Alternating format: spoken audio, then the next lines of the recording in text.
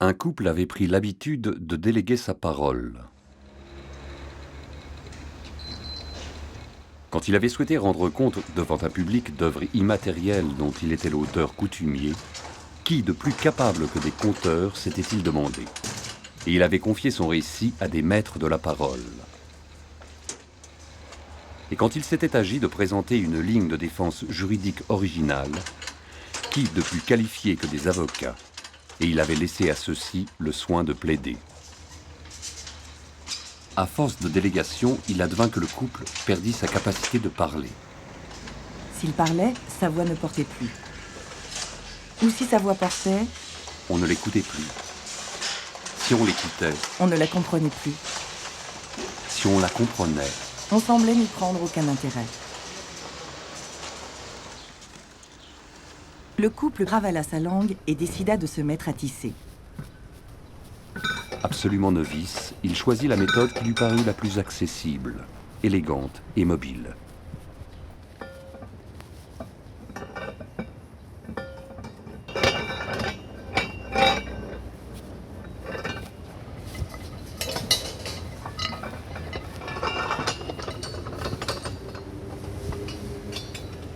Il s'installa naturellement et discrètement dans la ville, choisissant des espaces intermédiaires lui permettant d'être au milieu du flux variable des passants.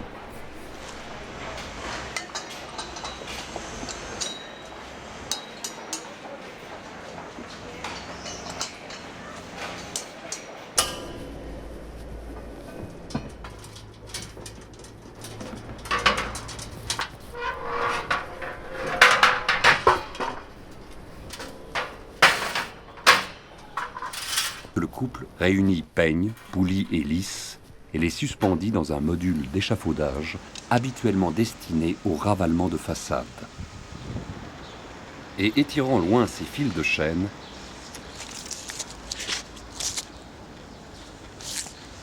il commença à tisser des bandes de carreaux noirs et blancs.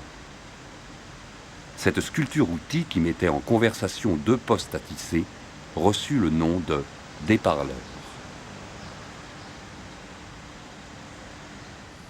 Un agent d'entretien de la voirie se pencha sur le motif. Ce métier à tisser, ces bandes de carreaux noirs et blancs, c'est une couverture des morts d'Ogon que vous ourdissez là. À moins que ce ne soit un échiquier ou un champ restreint de pixels immensément grands, suggéra l'ingénieur spécialisé dans la miniaturisation des écrans informatiques qui l'accompagnait. Vous et moi parlons la même langue. Quand vous passez votre fil de trame dessus et dessous vos fils de chaîne, j'entends des 0 et des 1. Vos rangs sont mes octets, vos armures mes programmes. Vous êtes Jacquard, je suis Babbage.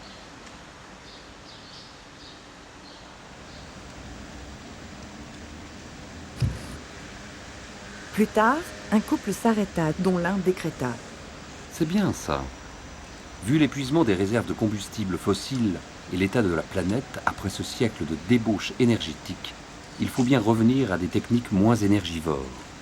Voire créatrice d'énergie, renchérit l'autre qui fixait depuis un moment les pieds des tisserands qui se levaient et s'abaissaient, comme s'il voyait dans ce mouvement une source d'alimentation.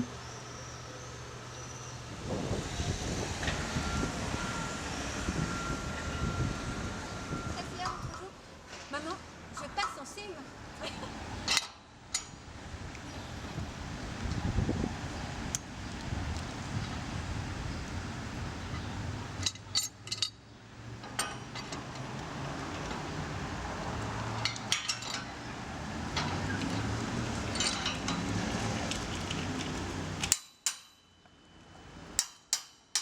Échappé d'un ouvrage de l'auteur breton dont la rue où ils étaient installés portait le nom, une tisseuse irlandaise vint les visiter.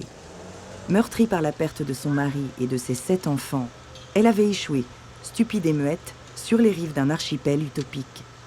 Là, on lui avait fourni un métier à tisser, et dès lors, était-il raconté, elle n'avait recouvré la parole et même une apparente intelligence qu'aux heures où elle s'asseyait sur l'escabeau et, les pieds aux pédales, empoignait la navette.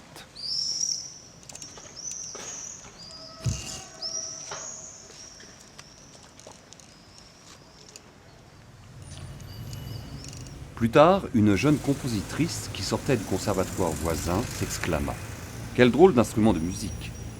Et en effet, le métier bruissait du passage des navettes et du grincement des poulies. Mais, déplora-t-elle, quel dommage qu'on l'entende si peu. Cela mériterait d'être capté et amplifié. Ainsi fut fait. Et l'on put entendre se mêler au chant des oiseaux citadins celui de ces tisserands transhistoriques s'activant dans leur échafaudage. Répondre à la circulation automobile,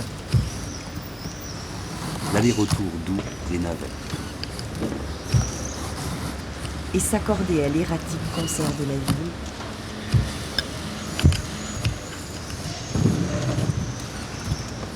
la parole de ce couple qui s'était tu et mis à tisser.